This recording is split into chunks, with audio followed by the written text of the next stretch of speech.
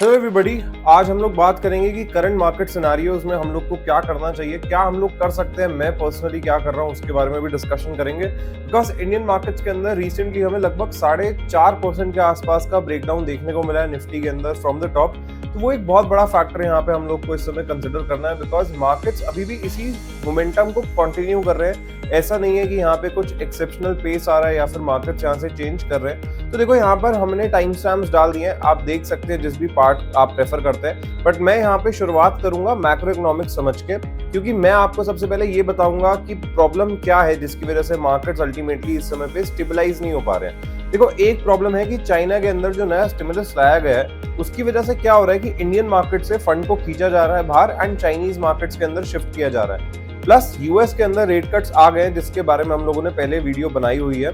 तो यूएस के अंदर रेट कट्स आ गए हैं बट इंडिया के अंदर रेट कट्स नहीं आए हैं। और इंडिया के अंदर एक्सपेक्टेड है कि जो रेट कट्स आएंगे वो आएंगे या तो इस साल एंड में या फिर नेक्स्ट क्वार्टर में। तो वो एक बड़ी चीज यहाँ पर आपको समझनी है कि इंडिया पर्सपेक्टिव से जब रेट कट्स आएंगे तो उसके बाद में ही हम लोग देखेंगे कि जो मोमेंटम है वो वापस से शिफ्ट होता हुआ नजर आ रहा है। वो दो बड़े फैक्टर्स यहाँ पे आपको कंसिडर करने हैं। वेल, हैविंग सेड दैट, यहाँ पर एक बड़ी चीज ये समझनी है कि करंट मार्केट्स जो है वो ड्रैग डाउन हो रहे हैं। मल्टीपल रीजंस हैं, प्लस मिडिल ईस्ट के क्राइसिस ने एक और पुश ऐड किया है। यहाँ पे बैरल्स के जो क्रूड ऑयल के बैरल है उसके प्राइस भी ऊपर चले गए हैं। तो मैक्रो इकोनॉमिक लेवल्स पे थोड़े से प्रॉब्लम्स है। इंडिया पर्सपेक्टिव से प्रॉब्लम ये है कि इंडिया के अंदर इस समय कंज्यूमर के पास में पैसा नहीं है, खरीदारी नहीं हो रही है और वो एक्सपेक्टेड है कि रेट कट्स के बाद में हम लोग को देखने को मिल सकती है।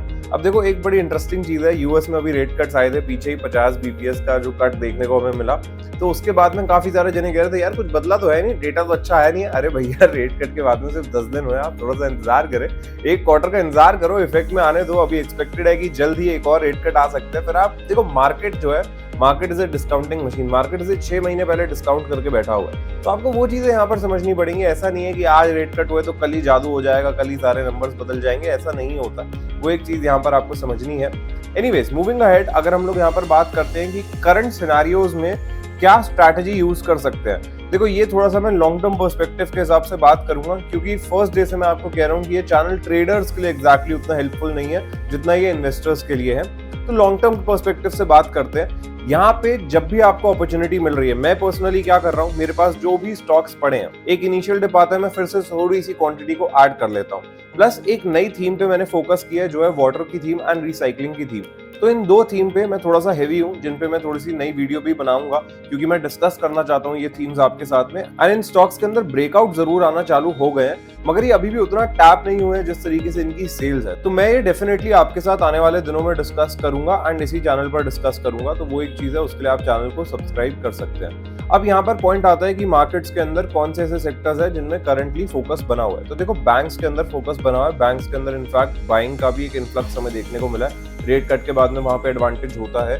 ऑटोमोबाइल सेक्टर्स ने बहुत अच्छा परफॉर्मेंस किया है रिसेंट टाइम्स। हम लोग देख रहे हैं फिर से ऑटोमोबाइल सेक्टर के अंदर एक अच्छी ग्रोथ आ रही है, तो वो भी एक अच्छा फैक्टर है। बट मैं पर्सनली ज्यादा बुलिश हूँ ऑटो एंसिलरी पे, बिकॉज एंसिलरी पे अभी तक उतना फोकस किया नहीं गया। मुझे काफी कंपनीज है जो ऑटो एंसिलरी में पसंद आती हैं, जिसको भी हम लोग जिस दिन हम सेक्टर पकड़ेंगे हम उसे डिस्कस कर लेंगे। प्लस यहाँ पे जितने भी कंज्यूमर कंपनीज हैं उनके अंदर मुझे लगता है यहाँ पे ग्रोथ आ सकती है, बिकॉज उनके रिजल्ट्स के एक्सपेक्टेशंस होंगे कि अच्छे आए। अब रिसेंट टाइम्स में यहाँ पे रिजल्ट आने लगे, बैंक्स के रिजल्ट आए। हम लोगों ने एक चीज बड़ी कॉमन नोटिस करी कि बैंक के results up to the mark नहीं थे। कुछ बैंक के रिजल्ट्स तो एक्सपेक्टेशंस में ही गिर गए। मतलब एचडीएफसी बैंक का रिजल्ट आया, वो ठीक ठाक रिजल्ट था, बट लोगों को एक्सपेक्टेशंस नहीं थे, एस्टिमेट्स नहीं थे और उसकी वजह से स्टॉक गिर गया। तो देखो, ये प्रॉब्लम है इस समय की मार्केट में और यही चीज आपको समझनी पड़ेगी। इसलिए ये जो मार्केट है ना, ये मार्केट ऐसी मार्केट है जो आपके पेशेंस को टेस्ट करेगी। ये आपके पेशेंस को टेस्ट करेगी, बट एक्चुअली में दिस इज द मार्केट जहां पर सबसे बड़ा पैसा बनेगा, क्योंकि यहाँ पे आपको प्राइसिंग अच्छी मिल रही है। डिफेंस सेक्टर की अगर आप बात करो तो टॉप से 20% नीचे जा चुका है ऑलरेडी। तो आप वहां से सोच के देखो, मैं ये नहीं कह रहा हूँ that I am bullish on defence या डिफेंस के अंदर कोई टेलविंड है अभी, मैं ये नहीं कह रहा हूँ। मैं आपको एक एग्जांपल दे रहा हूँ। मतलब आज से कुछ समय पहले लोग मैज़गान डॉक एंड कोचीन शिपयार्ड लेने के पीछे भाग रहे थे, एंड आज वो दोनों ही एक बेटर रेट पे मिल रहे हैं compare to the last 4-5 months. And अब उनमें बाइंग नहीं आ रही है बिकॉज मार्केट कंडीशन ऐसे हैं। तो आप समझो कि अपॉर्चुनिटी जो है वो जनरेट हो रही है एंड वो आने वाले समय में और ज्यादा जनरेट होगी। ये दो चीजों में अगर आप क्लैरिटी ले आए तो देन यू विल अंडरस्टैंड कि मार्केट्स इस समय में कैसे परफॉर्म कर रहे हैं। प्लीज नोट कि ये कोई भी टिप वगैरह नहीं है, मैं सिर्फ और सिर्फ यहाँ पे एजुकेशनल पर्पस इसलिए ही आपसे डिस्कस कर रहा हूँ ताकि आप एक एग्जांपल से समझ सके कि यहाँ पे मार्केट में चल क्या रहा है, क्योंकि ultimately it's a game of psychology right now. इस मार्केट के अंदर कुछ भी चल सकता है, कुछ भी गिर सकता है, ये चीज आपको समझनी है। तो आपको फंडामेंटली स्ट्रॉन्ग कंपनी अगर आपके पास में है एंड यू थिंक कि यार ये तो 7-8% गिर गई है and this is a company जो मुझे लगता है will out perform the market and will out perform it's numbers, estimates को मिस करेगी, सेल्स अच्छी आएगी, आने वाले समय के लिए अच्छी है, थीम अच्छी है, then you should look into it. तो वो एक बहुत बड़ी चीज यहाँ पर आपको कंसिडर करनी है। And with that said I really hope you guys enjoyed this episode because मेरे को था कि मैं एक ओवरऑल पर्सपेक्टिव से मार्केट को डिस्कस करूं, तो वो हम लोगों ने इस एपिसोड में किया है। आने वाले समय में कुछ सेक्टर स्पेसिफिक डिस्कशन करेंगे बिकॉज यहाँ से 2-3 सेक्टर्स बहुत अच्छे लगते हैं। देखो वाटर का रिसाइकलिंग थीम बहुत अच्छी नजर आती है, सिर्फ 3 ही लिस्टेड कंपनीज है उस समय मार्केट में। यहाँ पे एनवायरमेंट को जितनी भी कंपनीज आने वाले समय में केटर करेंगी, पॉसिबिलिटीज हैं कि वो अच्छा परफॉर्म करें because climate change and waste management, ये दो बहुत बड़ी थीम होने वाली है आने वाले समय में। तो वो एक फैक्टर यहाँ पे आपको समझना है एंड दैट इज समथिंग जो आपको मिस आउट नहीं करना चाहिए, at least from the study point of view. पढ़ना तो डेफिनेटली चाहिए।